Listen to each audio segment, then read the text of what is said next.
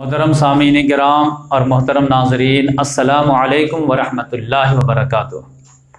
الحمدللہ خلفاء راشدین سیریز کا 10واں پروگرام مکمل ہونے کے بعد آج 11واں پروگرام ہم شروع کرنے جا رہے ہیں۔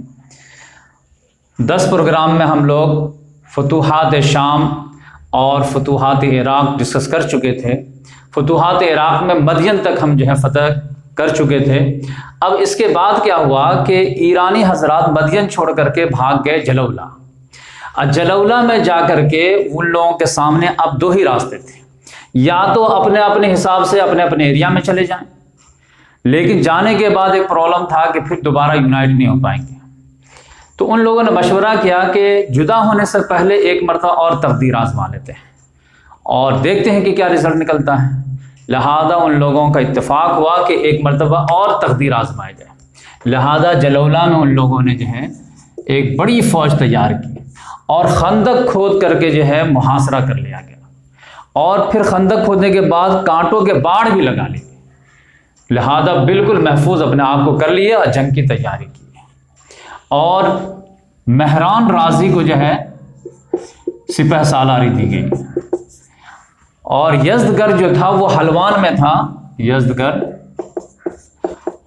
وہ حلوان سے بھی فوج کی مدد بھیجے، تو ایک بہت بڑی تعداد یہاں پہ جمع ہو گئی۔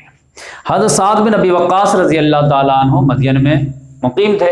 انہیں جب اطلاع ملی کہ یہاں پہ فوجی کارروائی ہونے والی ہے، تو انہوں نے حضرت عمر فاروق رضی اللہ تعالیٰ عنہ کو لیٹر لکھی کہ اس طرح کی صورتحال ہے، آپ مشورہ دیجئے کہ کیا کریں۔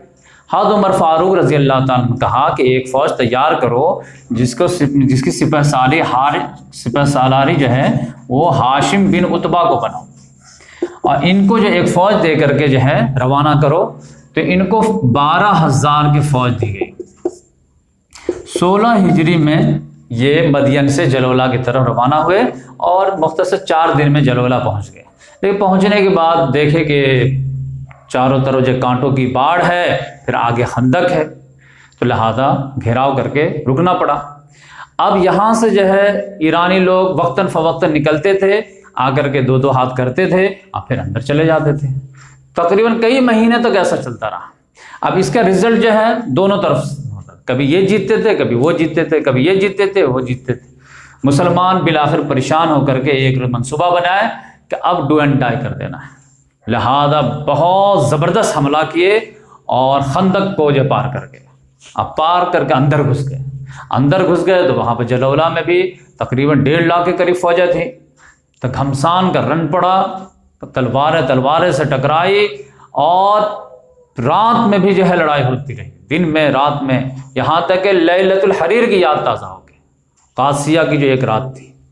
بالآخر ایرانی لوگ ڈٹ کے مقابلہ کیے، لیکن مسلمان لوگ اس سے زیادہ عزم و مصمم کے ساتھ میدان میں ڈٹے رہے، یہاں تک کہ ایرانیوں کے قدم اکھڑ گئے۔ پھر وہ لوگ میدان چھوڑ کے بھاگے، تو ہاشم بن عتبہ نے قعقاع بن معبد کو بولے کہ ایک دستہ لے کر کے ان کا پیچھا کرو۔ وہ پیچھا کرتے گئے، یہاں تک کہ بہت دور تک پیچھا کرتے چلے گئے اور ان کو کاٹتے چلے گئے، یہاں تک کہ پورا جلولہ صاف ہو گیا۔ اب یزدگر کو پتا چلا کہ جلولہ ہم ہار گئے ہیں، تو وہ حلوان چھوڑ کر کے بھاگ کے چلا گیا ہے۔ تو قعقاع بن معبد رضی اللہ تعالیٰ عنہ کو جیسی اطلاع ملی کہ یزدگر حلوان بھی خالی کر دیا ہے، تو لگے ہاتھوں وہ ان کو بھی فتح کر لیے۔ تو اس طرح سے حلوان بھی فتح ہو گیا، جلولہ بھی فتح ہو گیا، اور اس کے بعد مسلمانوں کے قبضے میں یہ ایریا بھی آ گیا۔ حضرت سعد بن ابی وقاص رضی اللہ تعالیٰ عنہ کو بہت خوشی ہوئی، تو مال غنیمت تقریباً 3 کروڑ کے بقدر حاصل ہے۔ تو اس کا 5واں حصہ مدینہ بھیجے۔ مدینہ جو بھیجے تو اپنے ایک کاتب کو بھیجی جن کا نام زیاد تھا۔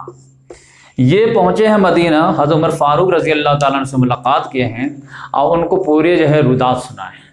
تو اتنے دلکش انداز میں رودات سنائے ہیں اور آگے کی پلاننگ بتائے ہیں کہ حضرت عمر فاروق رضی اللہ تعالیٰ عنہ اندر سے خوش ہو گئے، اور خوشی کا اظہار ان کے چہرے سے مسکراہٹ سے ظاہر ہونے لگے، اور خوش ہو کر کے بولے کہ زیاد، جس طرح تم مجھے ابھی یہاں پہ سنائے ہو، کیا ویسے ہی پبلک میں بھی ریپیٹ کر سکتے ہو؟ انہوں نے کہا کہ امیر المومنین جو آپ کے سامنے سنا دے وہ پبلک کے سامنے سنانے میں کیا ہے، آپ تو کوئی بھی اگر کسی کو ڈرنا ہے تو آپ کے سامنے ڈرے گا۔ لہذا زیاد نے وہاں پہ ایک تاریخی جملہ کہا کہ امیر المومنین میں جو بول رہا ہوں فصاحت و بلاغت میں، اصل وہ معاملہ ہے کہ انا جندنا اطلقونا بالفعال لساننا، بے شک ہماری فوجیں ہیں جنہوں نے اپنے کارناموں سے ہماری زبان اوپن کر دی ہے۔ لہذا انہوں نے جب پبلک میں جا کر کے بھی سنائے، پھر رات میں جو مال غنیمت کو جو ہے ڈھانپ دیا گیا۔ حضرت عبد الرحمن بن عوف رضی اللہ تعالیٰ عنہ رات بھر ان کی پہرے داری دیے۔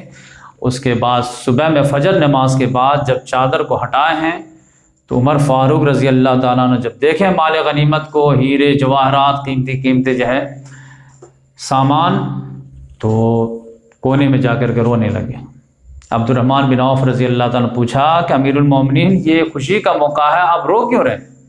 انہوں نے کہا کہ جب مال و دولت آتی ہے تو تنہا نہیں آتی، مال و دولت کے ساتھ رشک و حسد بھی آتا ہے، اور رشک و حسد جس قوم میں آ جائے تو پھر جو ہے قوم کا دبدبہ ختم ہو جاتی ہے۔ تو اس لحاظ سے جو ہے یہ مختصر سی تاریخ تھی جلولہ الحلوان کی۔ اب اس کے بعد مسلمانوں کا اگلا ٹارگٹ جو تھا وہ تکرید تھا، وہ کیسے فتح ہوا وہ انشاءاللہ اب ہم بات